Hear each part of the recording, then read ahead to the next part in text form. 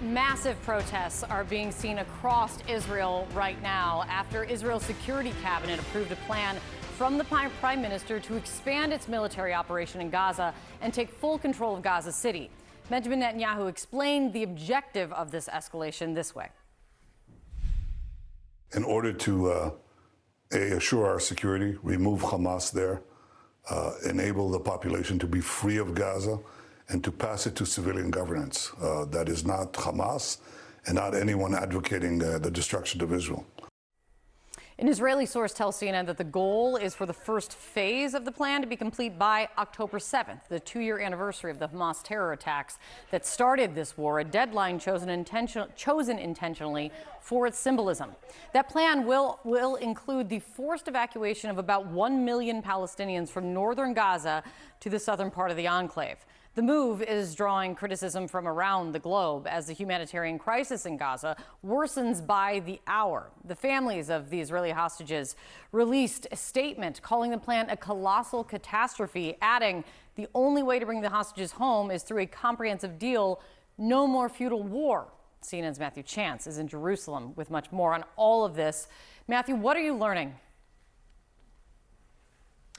Well, first of all, Kate, it took more than 10 hours overnight here in Israel for the Security Cabinet to debate and finally agree on this idea, this strategy of conquering the whole of Gaza and establishing Israeli military control over vast areas where there are large numbers of Palestinians in the Gaza Strip.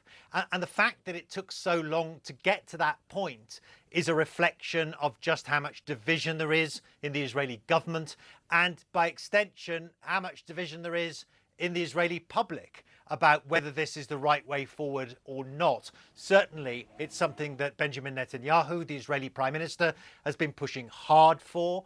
But there are reservations, not least amongst the army and the military here in Israel, who have been enduring nearly 2 years of conflict now on various fronts. And it's a reserve-based army. And there's a sense of exhaustion and overstretch that the Israeli military has frequently complained about. The Palestinians, of course, tens of thousands of them who have already been killed, a humanitarian catastrophe, a hunger crisis unfolding in the Gaza Strip. More military action on the part of Israel is likely to compound that suffering.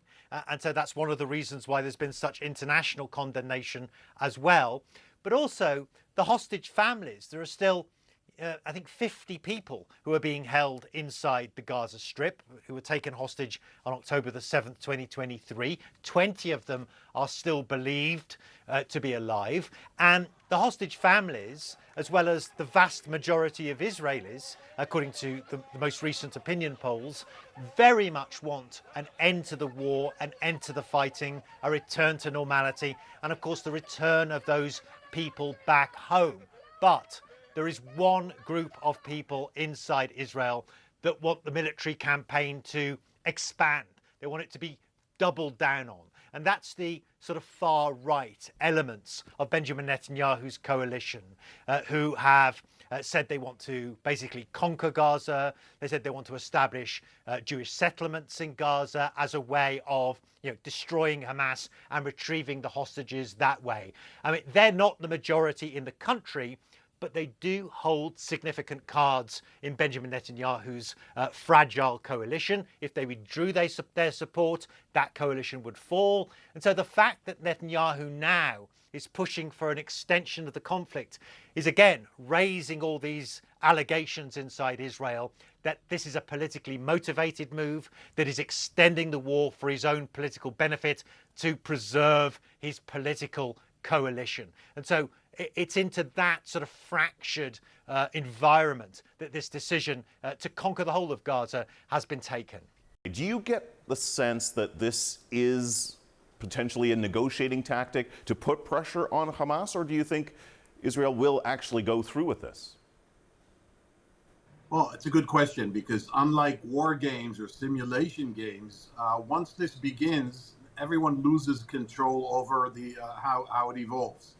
Meaning, that if Hamas is undeterred by this supposed bluff, then Israel begins the evacuation of Gaza City and begins a even fuller military occupation. And there's no such thing as temporary occupation. This has been said correctly, and he's a veteran on these issues. This is going to go on for many, many years. And so what looks now is some kind of a cunning and sophisticated and savvy negotiating tactic is going to end up with Israel occupying the Gaza Strip. Now, you have to understand, Kim, it's not as if Mr. Netanyahu has a plan to occupy Gaza. No, he has a plan to extend the war. He wants to prolong the war. He wants the war to go on. Occupation means you own the place. That means you take care of 2.3 million Palestinians. That means you take care of humanitarian aid. That means you take care of health services. That means that at some point, you called it correctly imaginary, Kim, there's going to be some kind of an alien spaceship is going to land, and out of it will come a civilian administration. Where's that coming from? There's no plan. This is a lot of bluster. But as I said, it begins as, okay, this is not serious. Maybe this is a negotiating ploy. Before you know it, this is going to go on for a long time. And I have to add, from a diplomatic dimension, Kim, it makes the U.S. look very silly here. It makes Trump's pledges and commitments look very hollow and ineffective. And it just goes back to vindicate all those who have said that Mr. Netanyahu is waging this war and protracting it just for political reasons rather than political objectives. Right. So on that, I want to ask you, what role do you think President Trump may have played here? Do you think the Trump administration will have agreed to this or at least tacitly given the green light? Yeah. But there are two ways of looking at that. I mean, the last statement that President Trump made on this issue was a few days ago when he said, well, I think it's mostly up to Israel. And that was interpreted, as you said, as some kind of a green light. But here are the two ways of looking at it. One is Trump wants to break the impasse, and so he's saying to Israel, okay, let's see what you could do.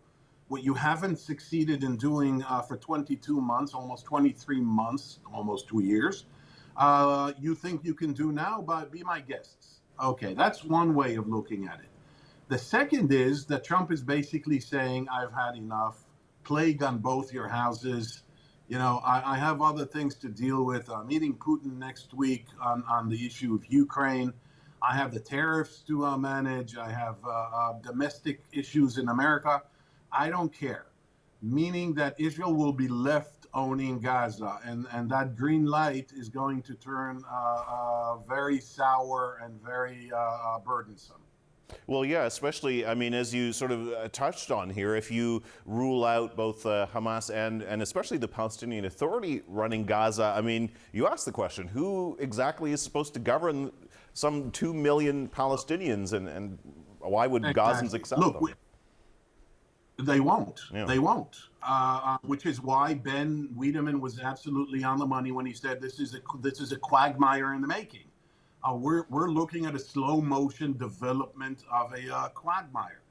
To put it for our viewers in context, in a little context, in two sentences, in late 2023, the Biden administration, and then again in 2024, they laid out a plan. It wasn't detailed, it wasn't full, it wasn't 100% thought out, but the idea was an interim Arab force made up of the Egyptians, the Jordanians, the Saudis, and the Emiratis, perhaps others, who will be invited to constitute a source of legitimacy, invited by the Palestinian Authority to provide interim government services in Gaza. Israel said no.